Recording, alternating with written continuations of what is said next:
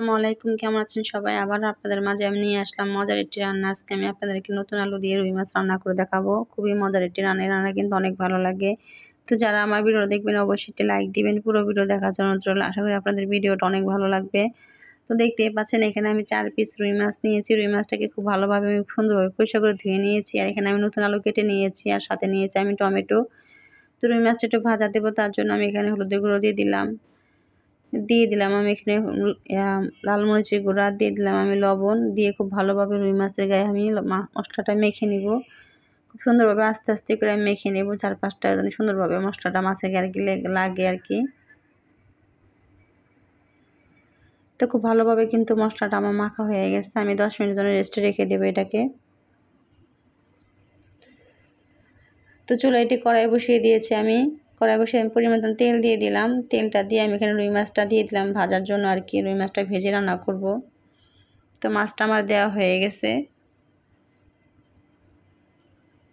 তো মাছটা কিন্তু আমার একটা পিঠ ভাজা হয়ে গেছে। আমি একটু ভালো করে উল্টিয়ে নিব। আর মাছ ভাজার আগে অবশ্যই কিন্তু কড়াই আর তেলটা কিন্তু ভালোভাবে যদি গরম হয়ে যায় তাহলে কিন্তু মাছ ভাজাটা খুব সুন্দরভাবে উঠে যায়, মানে ভাঙেও না, মাছটা খুব সুন্দরভাবে আর কি ভাজাও হয়। তো মাছটা কিন্তু ভালোভাবে উল্টানো হয়ে গেছে। তো দেখতেই পাচ্ছেন খুব সুন্দরভাবে কিন্তু মাছটা আমার ভাজা হয়ে গেছে। তো মাছগুলো আমি ভালোভাবে আস্তে আস্তে উঠিয়ে নিব।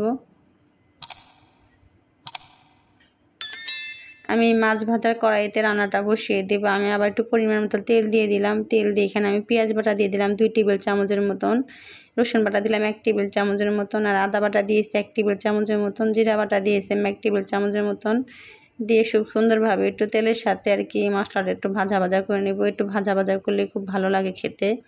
তো হালকা একটু ভাজা ভাজা দিয়ে করে নিয়েছি। এখানে আমি গুঁড়া মশলা দিয়ে দিলাম 1 টেবিল চামচ, হলুদ গুঁড়ো দিয়ে দিলাম 1 টেবিল চামচ, এখানে আমি মরিচ গুঁড়ো দিয়েছি 1/2 টেবিল চামচের মতন, ধনিয়া গুঁড়ো দিয়েছি আর দিয়েছি আমি 1 টেবিল চামচের মতন লবণ। তো খুব সুন্দরভাবে মশলাটা তেলের সাথে একটু ভাজা ভাজা করে নিলাম। এখন আমি একটু পানি দিয়ে দিলাম। পানিটা দিয়ে খুব ভালোভাবে আর কি মশলাটাকে আমি কষিয়ে নেব একটু ভালো করে। তো দেখতেই পাচ্ছেন খুব ভালোভাবে কিন্তু মশলাটা আমার কষানো হয়ে গেছে। এখন আমি এখানে আলুগুলো দিয়ে দিলাম। আলুগুলো খুব ভালোভাবে মশলার সাথে একটু মিশিয়ে নেব।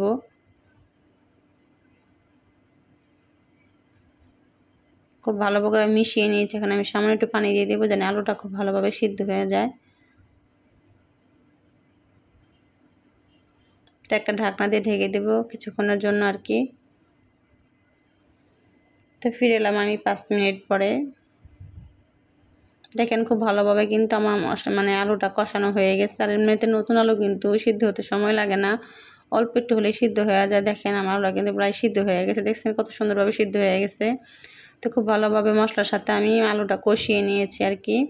এখন আমি এখানে গরম পানি দেবো, যেহেতু আমার আলু সিদ্ধ হয়ে গেছে। আর বেশি ঠান্ডা পানি দিলে ভালো লাগবে না, একটু গরম পানি দিয়ে দিলাম বেশি করে। একটু ঢাকনা দিয়ে ঢেকে দেবো, মানে ফুটে ওঠা পর্যন্ত। তো দেখতেই পাচ্ছেন পানিটা খুব ভালোভাবে আমার কিন্তু ফুটে উঠেছে আর কি, ঝোলের পানিটা। তো এখন আমি এই জালটা নিভাবো না, এখন আমি এখানে মাছগুলো দিয়ে দিব।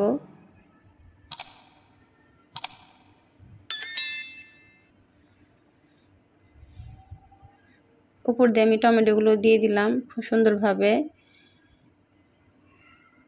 আমি হাই হিটেই 10 মিনিটের জন্য আর কি রান্না করব। এটা কিন্তু আর জাল কমাবো না, এভাবে আমি রান্নাটা করে নিব আর কি।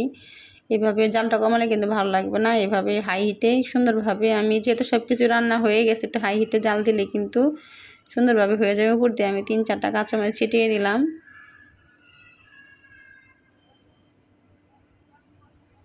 তো আমি ঢাকনা দিয়ে ঢেকে দিলাম। তো ফিরে এলাম কিছুক্ষণ পরে। আমি কিন্তু 10 মিনিট পরে ফিরে আসছি। সুন্দরভাবে কিন্তু আমার রান্নাটা হয়ে গেছে। আমি কিন্তু জাল আর কমাইনি, এইভাবে হাইটে আমি রান্না করেছি।